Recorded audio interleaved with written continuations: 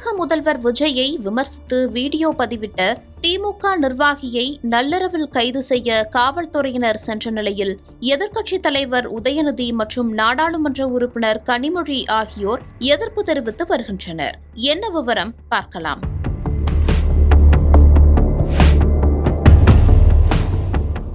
கிருஷ்ணகிரி மாவட்டம் வேப்பனஹள்ளி சட்டமன்ற தொகுதிக்குட்பட்ட ராயக்கோட்டை அருகே உள்ள போடம்பட்டி கிராமத்தை சேர்ந்தவர் திமுகவின் விவசாய அணி மாநில துணைச் செயலாளர் அரியப்பன். இவரது இளைய மகன் அன்பானந்தம் திமுகவின் ஜென்சி ஒருங்கிணைப்பு குழு உறுப்பினராக சமூக வலைதளங்களில் ஆக்டிவாக இருந்து வருகிறார். நேற்று தமிழக முதல்வர் விஜய் குறித்து விமர்சித்து வீடியோ பதிவிட்டிருந்த நிலையில் தேன்கனிக்கோட்டை டிஎஸ்பி ஆனந்தராஜ் தலைமையில் காவல் ஆய்வாளர் சசிகலா உள்ளிட்ட 10க்கும் மேற்பட்ட போலீசார் நள்ளிரவு 12:30 மணியளவில் அன்பானந்தத்தை விசாரிக்க வேண்டுமென அவரது வீட்டிற்கு சென்றுள்ளனர். அவரது தந்தை அரியப்பன், தாய் மற்றும் சகோதரர்கள் ஆகியோர் அன்பானந்தம் இங்கு இல்லை, வாரண்ட் இல்லாமல் நள்ளிரவில் வந்து கைது செய்ய வேண்டிய அவசியம் என்ன என கேள்வி எழுப்பியுள்ளனர்.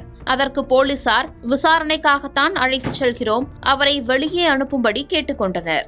ஆனால் அன்பானந்தம் பெங்களூருவில் பணிபுரிவதால் அவர் அங்கு இல்லை என தெரிவித்திருக்கின்றனர்.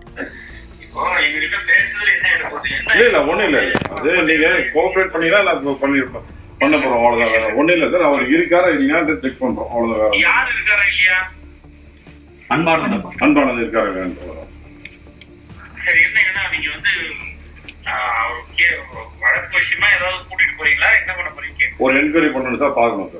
இருப்பினும் வீட்டை சோதனை செய்ய வேண்டும் என போலீசார் தெரிவித்ததை அடுத்து வேப்பனஹள்ளி திமுக எம்எல்ஏ சீனிவாசன் சம்பவ இடத்திற்கு சென்று காவல்துறையினரிடம் என்ன வழக்கு, யார் புகார் கொடுத்தது என கேட்டுள்ளார். இருப்பினும் காவல்துறையினர் வீட்டை சோதனை செய்துள்ளனர். இதனையடுத்து அன்பானந்தம் இல்லாததை அறிந்து போலீசார் புறப்பட்டுச் சென்றுள்ளனர். காவல்துறையினரின் செயலுக்கு எதிர்க்கட்சித் தலைவர் உதயநிதி மற்றும் நாடாளுமன்ற உறுப்பினர் கனிமொழி ஆகியோர் எதிர்ப்பு தெரிவித்து வருகின்றனர். திமுக இளைஞர்களை காவல்துறையை ஏவி அச்சுறுத்தலாம் என்று ஆளும் அரசு நினைத்தால் கழகம் அதனை வேடிக்கை பார்த்துக் கொண்டிருக்காது என்று எச்சரிக்கிறேன் என உதயநிதி பதிவிட்டிருக்கிறார்.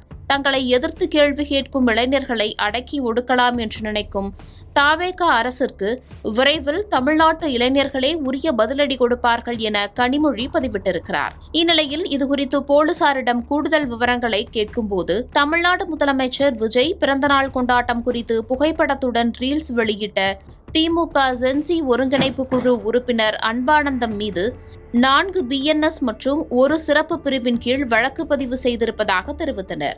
பெண்களின் கண்ணியத்திற்கு இழுக்கு ஏற்படுத்துதல், நற்பெயருக்கு தீங்கு விளைவித்தல், அமைதியை குலைக்கும் வகையில் அவமதிப்பு செய்தல் அல்லது தூண்டுதல், பொது அமைதிக்கு எதிரான குற்றங்களை செய்ய தூண்டும் வகையில் வதந்தியை பரப்புதல், இணையம் மற்றும் காணொளி மூலமாக பெண்களின் கண்ணியத்தை குறைக்கும் வகையில் சுத்தரித்து பரப்புதல் உள்ளிட்ட பிரிவுகளில் ராயக்கோட்டை போலீசார் வழக்கு பதிவு செய்திருப்பதாக தெரிவித்தனர்.